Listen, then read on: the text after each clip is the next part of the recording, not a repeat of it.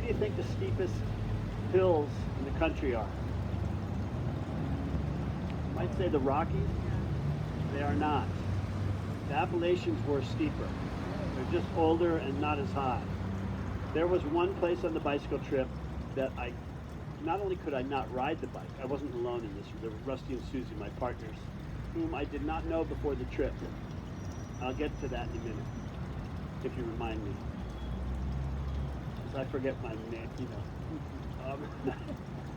But there was one place in the Appalachians where not only could I not ride the bike, I couldn't even walk it. It was so steep, you had to lay the bike down at a steep angle, and I just laid it down at defeat at one point. And what happens there, you'll have to read the book to find out. So in 1973, I read this article in National Geographic about these 4 people who rode their bicycles from Anchorage, Alaska to Missoula, Montana. And maybe I have to back up further, right? So why did I do this? Vietnam, Kent State, I was completely disillusioned with politics. The vice president had to resign. The president was being investigated. Sound familiar?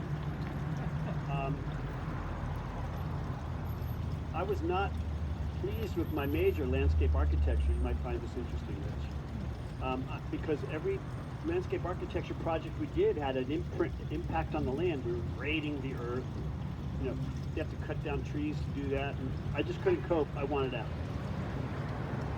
So when I read this article in National Geographic, I said, this is it. I can do this. Ride your bike anywhere.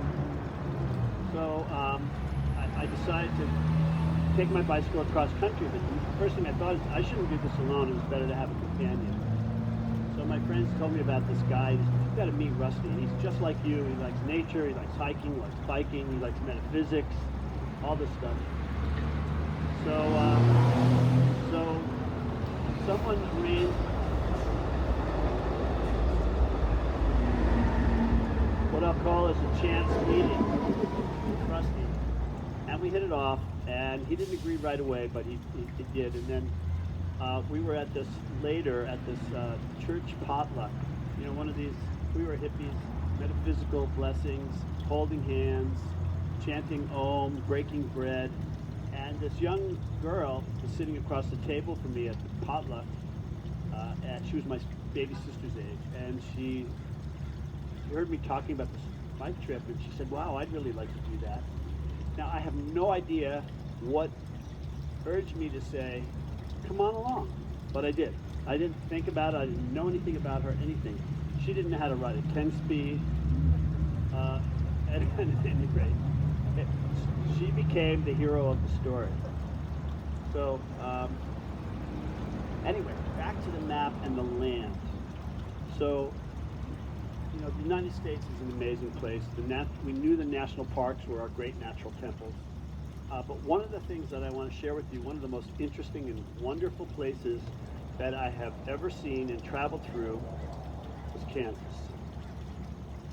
Now, people, you know, oh, Kansas, so flat. Oh, it's so boring. I couldn't get away to get across, you know. First of all, we entered Kansas when the wheat was turning from green to gold, a color that I cannot describe to you. I will search the rest of my life for colors like that. But the other thing about Kansas, the eastern edge is elevation 800 feet. The western edge is 4,000 feet. So Kansas isn't flat. It's on a giant semi-continental slope. 3,200 feet and about 400 and something miles is 3/16 of an inch every 10 feet. Now, we landscape architects know that 3/16 of an inch per foot is 1.5%.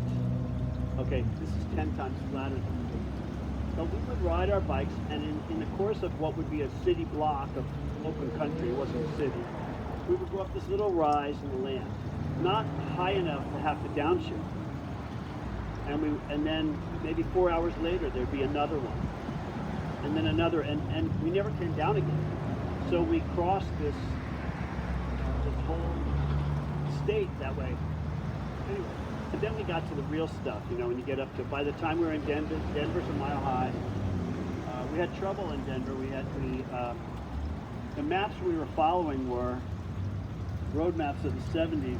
They had insets for only certain cities. They didn't have an inset for Denver. Anyway, and so when we got to the Rockies, the first pass, we spent time backpacking in Shenandoah National Park, and that's in the book.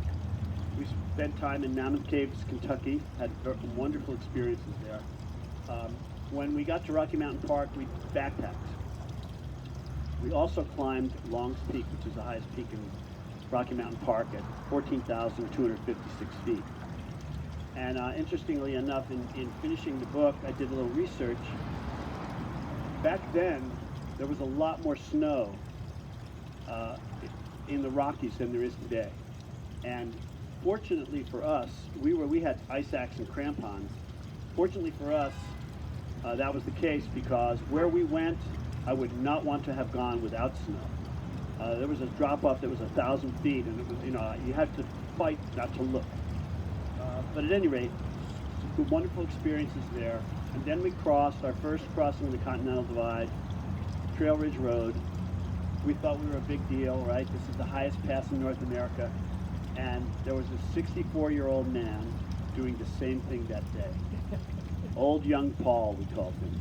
And that was very humbling, you know, that over you think you're a big deal because you're doing this, and here's this old geezer. Anyway, and going down the other side was even more thrilling. But anyway, so that's, after that, then we crossed 10 more times. In places, one place is a sign, we were in the middle of nowhere, said Continental Divide. Really? We had no idea. But the last place we crossed the divide was in Glacier Park at Going to the Sun Road, which is an amazing highway. And we tried to get into Canada once and didn't succeed, but we made it the second time and headed to the West Coast. And by the way, so if you're into nature, plants, this book is full of natural history. I mean, the plant material, everything. So you'll love that. You want me to read a little piece? Okay, I need my copy.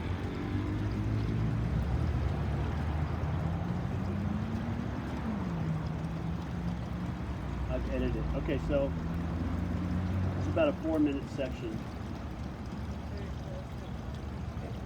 Yes, check. Okay, so in this part of the book, we have gotten through New Jersey already. Okay. It takes all of an hour and 45 minutes to ride across the great state of Delaware. In Maryland, we have to get ferried by truck across another bridge not designed for bicycles. This one barely a mile across the Susquehanna River. We make good time pedaling through the Piedmont Plateau, gentle rolling country rising up from the headwaters of Chesapeake and the coastal plain.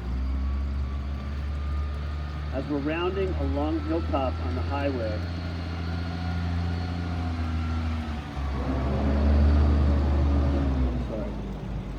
I'll freeze like they used to do at the Starlight.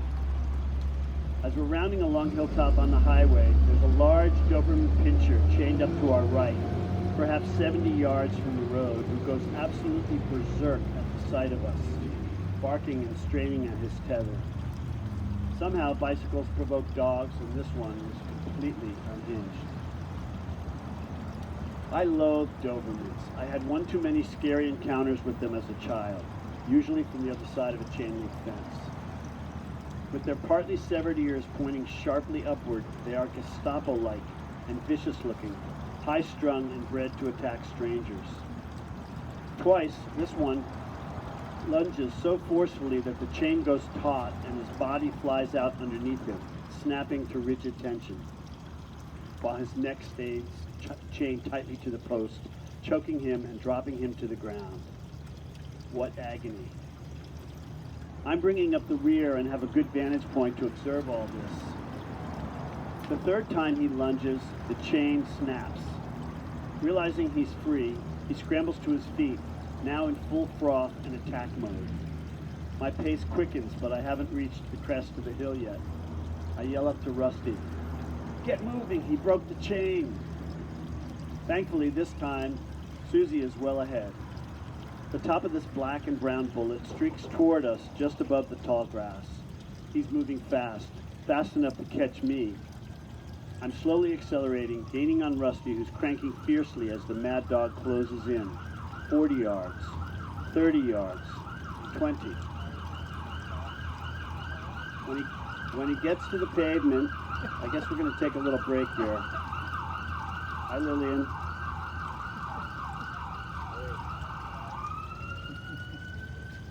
Be safe. When he gets to the pavement, the evil creature picks up speed. Oh my God.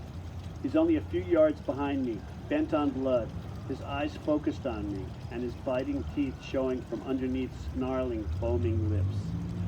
I'm standing on the pedals, giving it all I've got, but he's so close, I can hear his lungs bellow, and his claws on the pavement. Finally, we crest the hill. The maniacal dog is only a few feet behind me, but my 50 pounds of gear has now become an advantage, and my speed increases. Pulling away from him, my terror begins to subside as the angry beast gets smaller and smaller. The three of us must be doing 35 miles an hour by now. Once we're outrunning him, we don't look back for a while, but when we do, he's still there, unrelenting. My heart is pounding. He chases us for over a mile before giving up. Dog encounter number 1. On the bright side, spring is in full swing. Along the road, we pass dogwoods flowering in white and pink profusion. They're everywhere, at the edge of people's yards and in the woods. Flocks are purple and white carpets in formal regalia. The bulbs, tulips, hyacinths, and daffodils, the big yellow King Alfred types, and the small, highly fragrant paper whites have awakened from their long winter slumber and glory our day with brilliant colors and sweet perfume. So soon after opening, the cherry blossoms have laid a blanket of delicate pink petals before us. Every breeze sends a new ripple of tinted snow fluttering to the ground, nothing less than an ephemeral prayer laid at the feet of the Earth Mother. Crabapple buds, pink and red, are only starting. They'll dance to a later ritual. Brilliant cardinals glide in pairs over the road in undulating flight, all a courting. Their song is as resonant as a water whistle. Pepito, Pepito, Pedro, Pedro, Pedro.